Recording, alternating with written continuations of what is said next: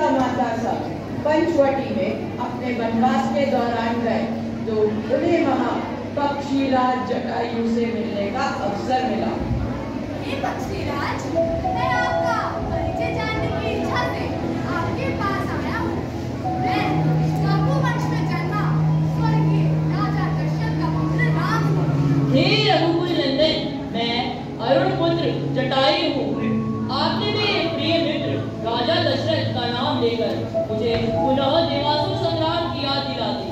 उन्होंने जब यमरासुर का वध किया था उसके उपरांत मुझे गले से लगाकर कहा था, हे गिरिराज जटायु, तुम मुझे प्राण से भी प्रिय हो। हे गिरिराज, आप मेरे स्वर्गवासी पिता के मित्र हैं। इस वन में एक अनाथ की भांति मैं विचरण कर रहा था, किंतु आपको देखकर मुझे ऐसा प्रतीत होता है कि मानो मुझे मेरे पिता का सानिध्य पुनः प्राप्त हो गया है। हे रघुकुल नंदन, तुम्हारे निवास के लिए यह स्थान उत्तम है। मैं भी तुम सभी की रक्षा करूंगा। प्रभु श्री राम गिरिराज जटायु की आज्ञा से पंचवटी में पर्णकुटी का निर्माण करते हैं और वहाँ वह श्री राम, माता सीता और लक्ष्मण का एक सजग प्रहरी की भांति रक्षा करते थे। परंतु रावण ने एक षड्यंत्र रचा और मारीच को एक स्वर्ण मृग बनाकर रावण अपनी माया से भिक्षाम देहि, भिक्षाम देहि।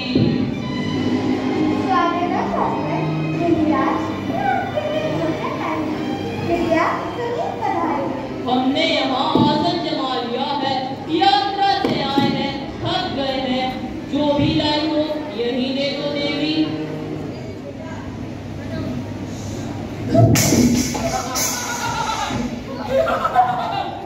मैं तो स्वयं रावण हूँ और तुम मेरी पत्नी का चरण नंदिनी। तू धरती को लाभ रहा है, मुझे लाभ प्रकारों से मुक्ति नहीं मिलेगी। राजकुमारी सीता को बचाने महाजटायु ने रावण के षड्यंत्र के विरुद्ध उड़ान भरी। आज तक जटायु के क्रोध और साहस का सामना कोई नहीं कर पाया था, पर आज जटायु का सामना रावण से था। लंकेश, हे अधर्मी, सीता को ले जाना तेरा अपराध है। लौट जा।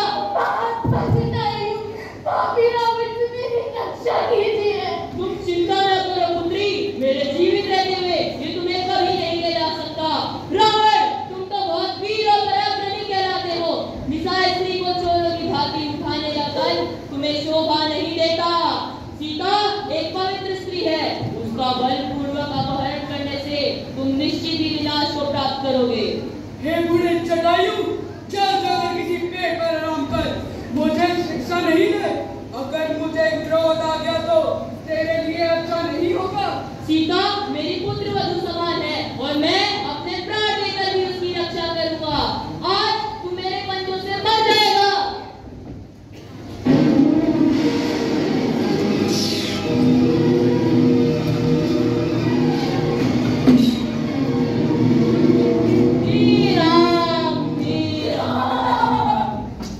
पक्षीराज जटायु, आपकी दशा किसने की? तुम आ गए राम। मैं तुम्हारी प्रतीक्षा में अपने प्राणों को रोके हुए हूँ। मैं तुम्हें सीता का पता बताना चाहता हूँ। सीता का पता? कहाँ है सीता? उस पापी रावण ने उसे अपने विमान में बिठाकर आकाश मार्ग से दक्षिण दिशा में ओर ले गया है। हे महात्मा, आपने मेरे लिए अपने प्राणों का बलिदान किया है। मैं तीनों लोकों में आपका ऋणी रहूंगा।